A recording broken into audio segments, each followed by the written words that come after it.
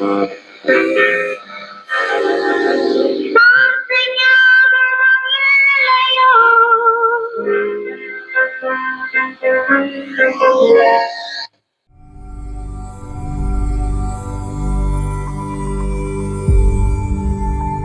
Back to old is channel. நம்ம இன்னைக்கு இந்த வீடியோவில் பார்க்க போகிறது என்னன்னா, ஒரு வால்வு ரேடியோ சர்வீஸ் டிப்ஸ். இந்த வால்வு ரேடியோ என்னன்னா பிலிப்ஸ் பிரஸ்டீஜ். ஒரு நல்ல வால்வு ரேடியோ, சிம்பிளாக இருக்கும், பார்க்குறதுக்கு சிம்பிளாக இருக்கும், ஆனால் நல்லா இருக்கும், சூப்பராக இருக்கும். இந்த வால்வு ரேடியோவை நம்ம ஏற்கனவே சர்வீஸ் பண்ணியாச்சு. இதில் என்னென்ன ப்ராப்ளம்லாம் இருந்ததுன்னா, இந்த வால்வு இது பார்த்தீங்கன்னா ECL 82 இந்த வால்வு அவுட் ஆகிருந்தது, அதை ரெடி பண்ணியாச்சு. இந்த ஸ்பீக்கர் வந்து ப்ராப்ளமாக இருந்தது.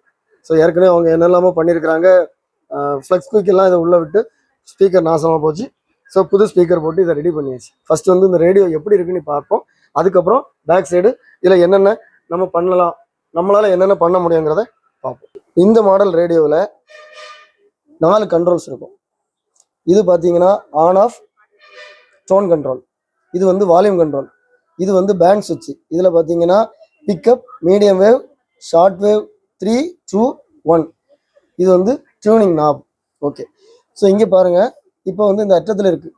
ஸோ பிக்கப் நான் இப்போ ஏற்கனவே இந்த பென்ட்ரைவ் டிவைஸை வந்து அதில் பிக்கப்பில் கனெக்ட் பண்ணிருக்கேன். ஆனால் பென்ட்ரைவ் போடலை, இங்கே வந்து FM ரேடியோ கனெக்ட் ஆகிருக்கு. ஸோ இங்கே பாருங்கள், நான் இப்போ வால்யூம் வைக்கிறேன்.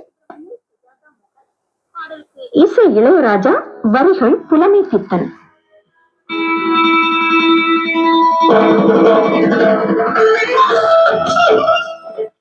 பாருங்க, நம்ம இந்த ரேடியோவில் FM கிடையாது. ஆனால் நிறைய பேர் தெரியாமல் என்ன பண்ணுறாங்கன்னா, இங்கெல்லாம் கட் பண்ணி பென்ட்ரைவ் டிவைஸ் மாட்டுறாங்க, FM எல்லாம் மாட்டுறாங்க. தேவையில்லை, ஏன்னா பிக்கப் இருக்குது, நம்ம இந்த பிக்கப்லேயே கொடுத்துக்கலாம். பாருங்க,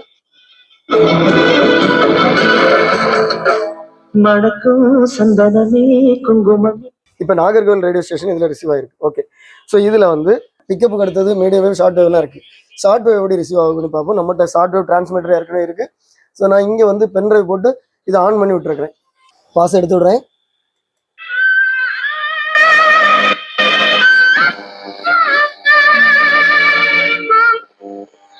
இது பார்த்தீங்கன்னா ஷார்ட் வேவ்லேயும் பிடிச்சிருக்கு.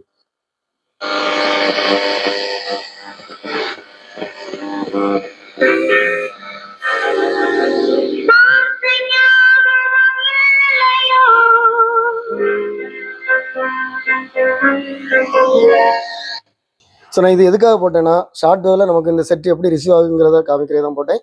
இப்போ மீடியம் வேவ்ல எப்படி இருக்குன்னு பார்ப்போம்.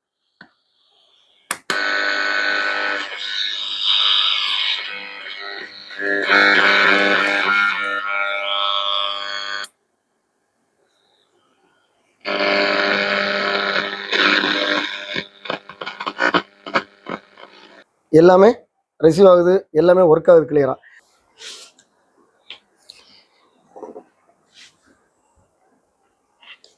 இதில் பேக் சைடு நம்ம என்னென்ன நம்மளால் பண்ண முடியுங்கிறத பாருங்கள். ஸோ இந்த மாதிரி செட்டில் வந்து பார்த்தீங்கன்னா, இங்கே 4 வால்வு இருக்கும், அங்கே ஒரு வால்வு இருக்குது. இந்த வால்வு வந்து பார்த்தீங்கன்னா மேஜிக் ஐ வால்வுன்னு சொல்லுவோம். ஃப்ரண்டில் வந்து க்ரீன் கலர்லாம் மேலே எங்கேயும் போயிட்டு வரும். ஸோ அது மேஜிக் ஐ வால்வு.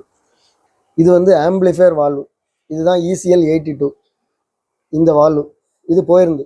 ஸோ இந்த வால்வு வந்து போகிறதா இருந்தால் அது வந்து நம்ம இந்த வால்வு மட்டும் மாற்றினா சரியாக வராது. ஏன்னா திருப்பி திருப்பி இந்த வால்வு போயிட்டே தான் இருக்கும். இதுக்கு கீழே வந்து சர்க்யூட் இருக்கும். இதுக்குள்ள ரெசிஸ்டன்ஸு, கெப்பாசிட்டி இதெல்லாம் வந்து இதுக்கு கீழே இருக்கும். ஸோ அது வந்து ஏதாவது பிரேக் ஆகியிருந்தால் தான் இது ப்ராப்ளம் வரும். அதனால் இந்த மாதிரி வால்வு போயிருந்தா அது என்ன ப்ராப்ளங்கிறத கண்டுபிடிச்சி நம்ம வால்வு மாற்றுறது நல்லது. இது பார்த்தீங்கன்னா ரெக்டிஃபயர் வால்வு EZ80. இந்த ரெக்டிஃபயர் வால்வு வந்து இதை வந்து நம்ம வந்து டிசியாக மாற்றுறதுக்குள்ள வால்வு. இந்த டிரான்ஸ்ஃபார்மர், AC டிரான்ஸ்ஃபார்மர், ஸோ இங்கேருந்து வரக்கூடியதை டிசியாக மாற்றி உள்ளே விடுறது இந்த வால்வு தான்.